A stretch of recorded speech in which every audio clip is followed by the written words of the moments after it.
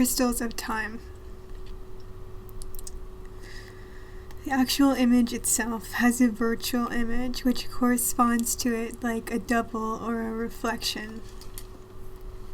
In Bergsonian terms, the real object is reflected in a mirror image, as in the virtual object, which, from its side and simultaneously, envelops or reflects the real.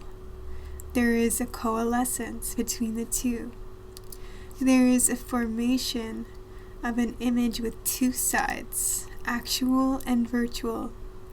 It is as if an image in a mirror, a photo or a postcard came to life, assumed independence, and passed into the actual. Even if this meant that the actual image returned into the mirror and resumed its place in a postcard or photo, following a double movement of liberation and capture.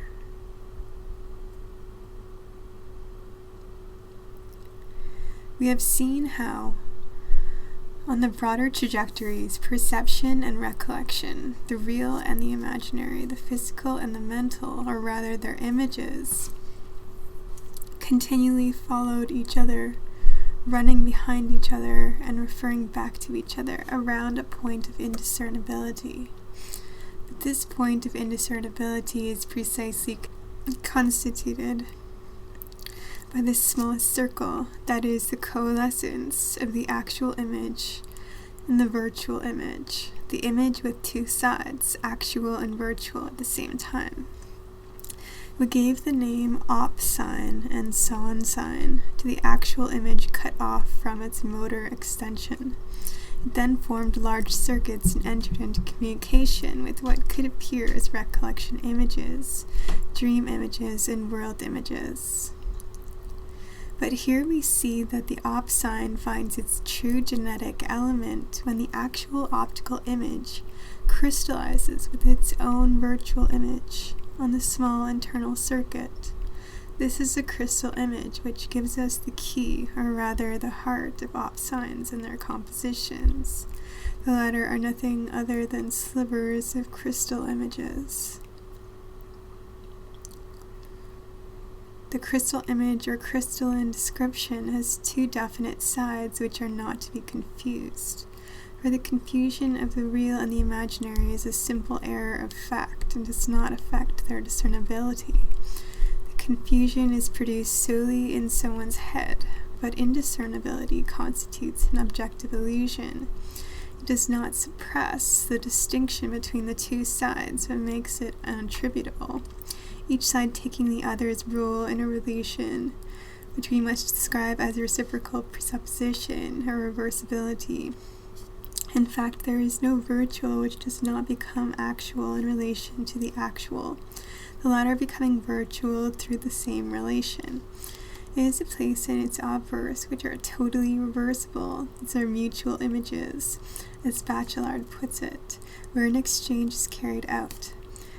The indiscernibility of the real and the imaginary, or of the present and the past, of the actual and the virtual, is definitely not produced in the head or the mind. It is the objective characteristic of certain existing images, which are by nature double.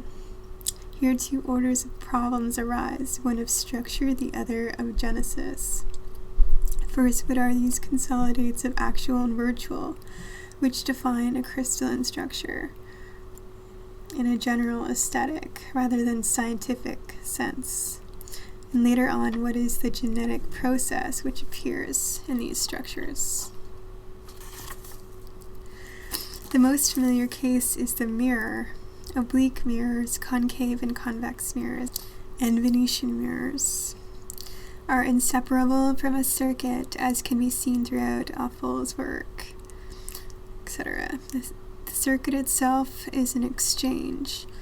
The mirror image is virtual in relation to the actual character that the mirror catches, but it is actual in the mirror which leaves now the character with only a virtuality and pushes him back out of field. The exchange is all the more active when the circuit refers to polygon with a growing number of sides, as in a face reflected on the facets of a ring, an actor seen in an infinity of twins. When virtual images proliferate like this, altogether they absorb the entire actuality of the character, at the same time as the character is no more than one virtuality among others.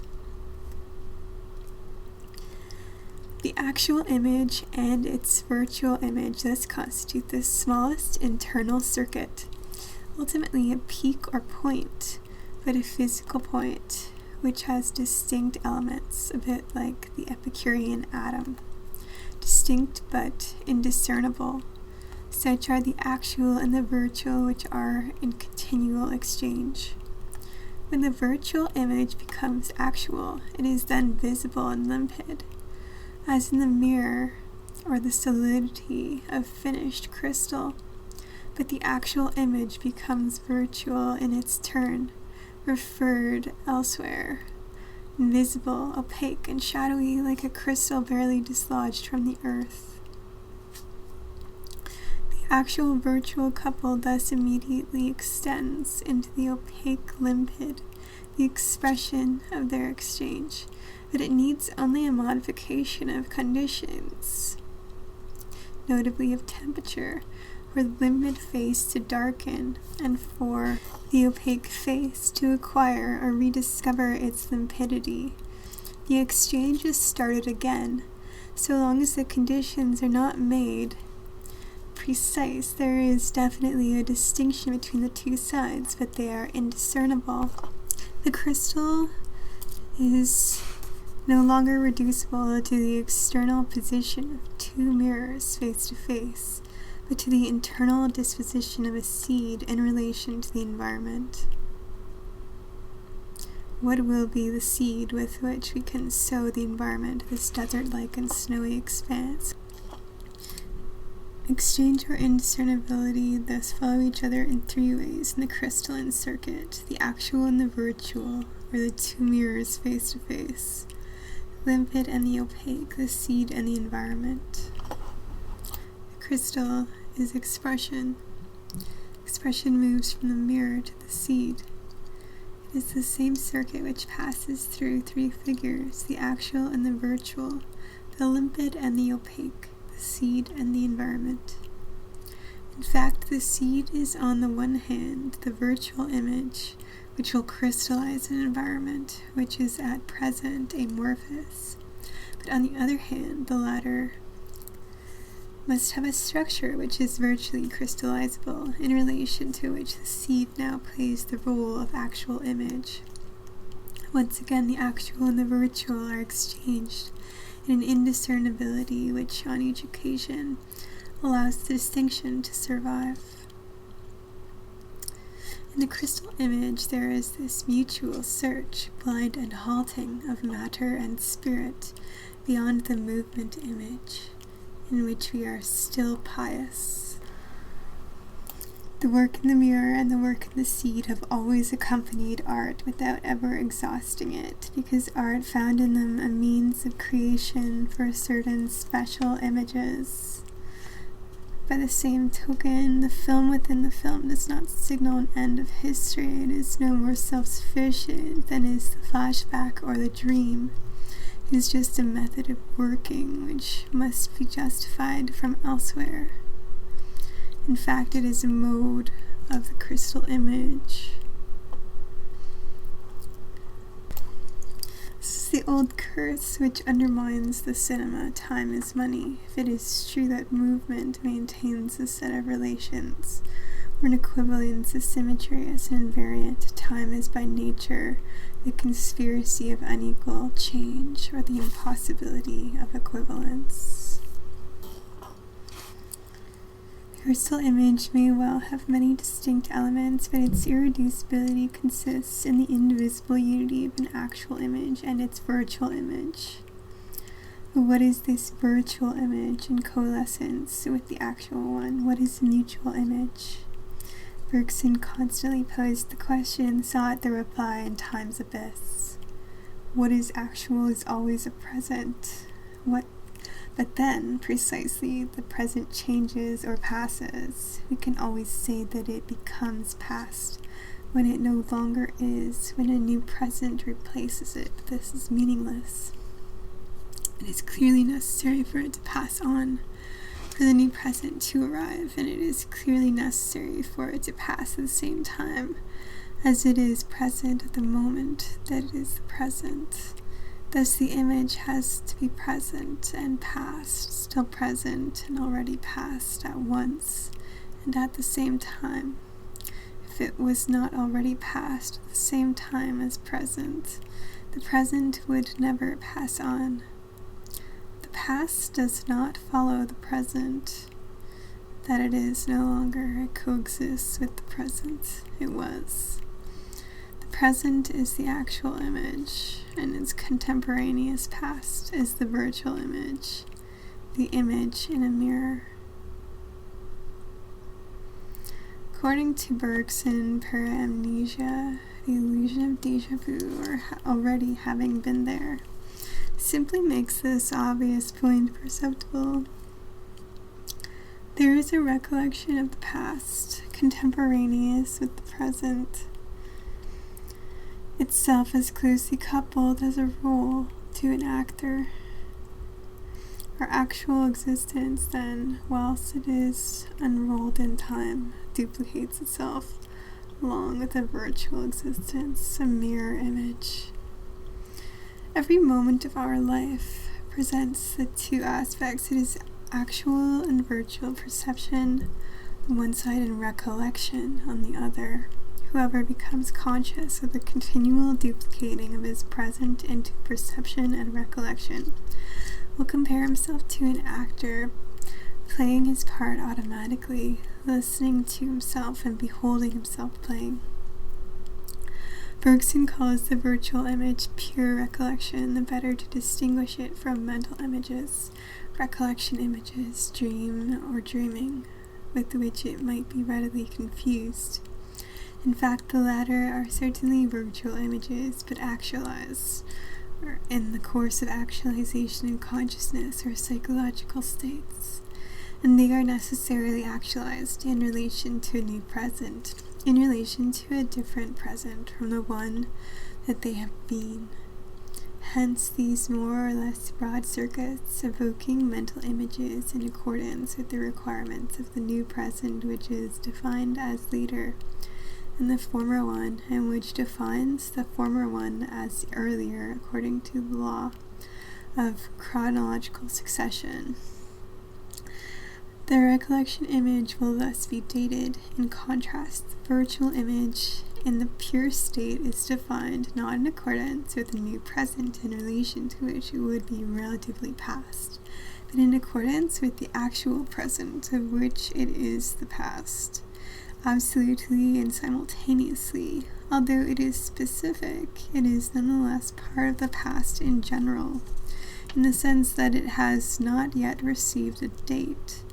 As pure virtuality, it does not have to be actualized, since it is strictly correlative with the actual image with which it forms the smallest circuit, which serves as base or point for all the others. It is the virtual image which corresponds to a particular actual image.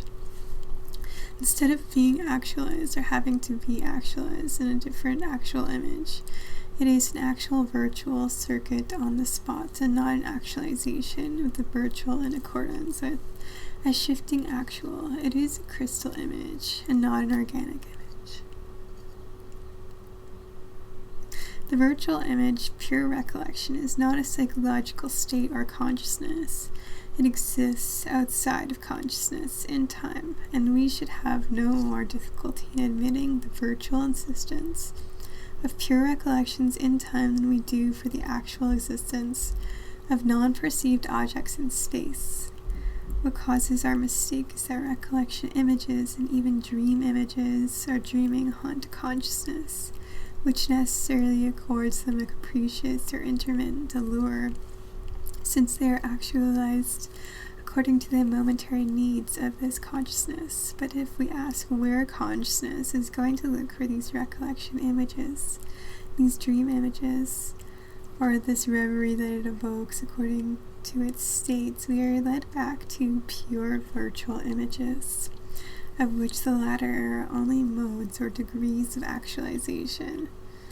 Just as we perceive things in the place where they are, and have to place ourselves among things in order to perceive, we go to look for recollection in the place where it is. We have to place ourselves with a leap into the past in general, into these purely virtual images which have been constantly preserved through time.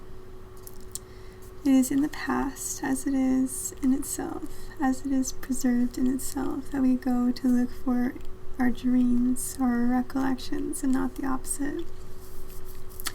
It is only on this condition that the recollection image will carry the sign of the past, which distinguishes it from a different image, or the dream image, the distinctive sign of a temporal perspective. They exhaust the sign in original virtuality. This is why earlier, when we are able to assimilate virtual images to mental images, recollection images, dream or dreaming, these were so many incomplete solutions, but on the right track of the solution. The more or less broad, always relative circuits between the present and the past refer back, on the one hand, to a small internal circuit between the present and its own past, between an actual image and its virtual image. On the other hand, they refer to deeper and deeper circuits, which are themselves virtual, which each time immobilize the whole of the past, which in the relative circuits bathe or plunge to trace an actual shape and bring in their provisional harvest.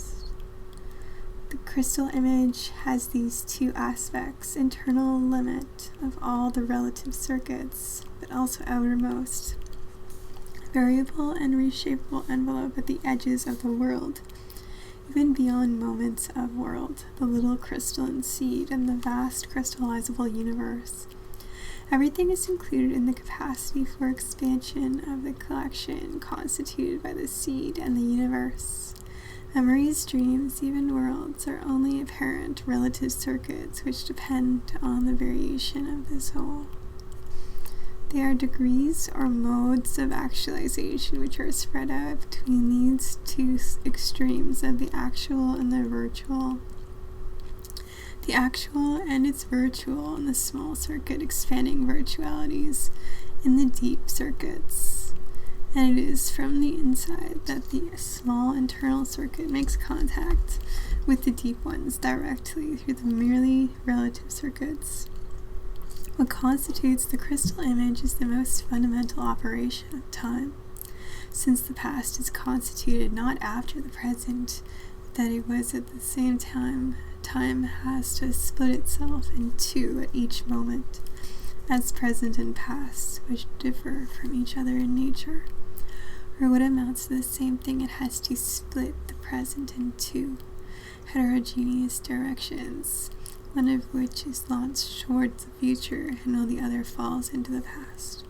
Time has to split at the same time as it sets itself out or unrolls itself. It splits into symmetrical jets, one of which makes all the present pass on, while the other preserves the past. Time consists of this split. And it is time that we see in the crystal. The crystal image was not time, but we see time in the crystal. We see in the crystal the perpetual foundation of time, non-chronological time. Chronos and not chronos. This is the powerful, non-organic life which grips the world. The visionary, the seer, is the one who sees in the crystal, and what he sees is the gushing of time, as dividing in two, as splitting, except Bergson adds, this splitting never goes right to the end. In fact, the crystal constantly exchanges the two distinct images which constitute it.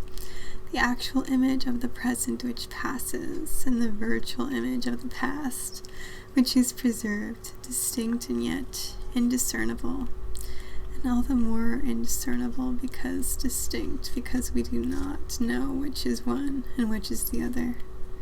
This is unequal exchange, or the point of indiscernibility, the mutual image. The crystal always lives at the limit. It is itself the vanishing limit between the immediate past, which is already no longer, and the immediate future, which is not yet, mobile mirror, which endlessly reflects perception and recollection. What we see in the crystal is therefore a dividing in two. The crystal itself constantly causes to turn on itself. It prevents from reaching completion because it is a perpetual self-distinguishing, a distinction in the process of being produced, which always resumes the distinct terms in itself in order constantly to relaunch them.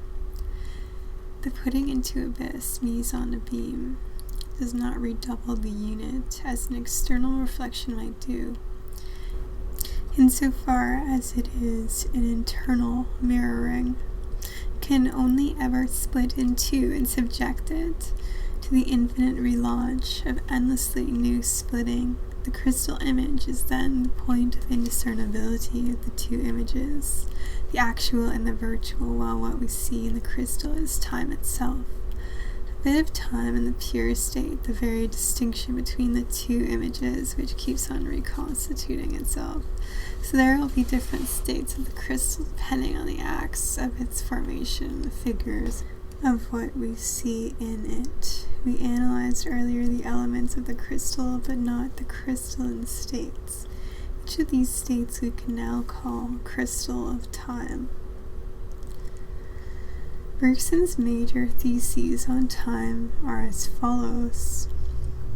The past coexists with the present that it has been. The past is preserved in itself as past in general, non-chronological. At each moment, time splits itself into present and past. Present that passes and past, which is preserved. Bergsonism has often been reduced to the following idea: duration is subjective and constitutes our internal life. And it is true that Bergson had to express himself in this way, at least at the outset. But increasingly he came to say something quite different. The only subjectivity is time, non-chronological time grasped in its foundation. It is who we are internal to time, not the other way around.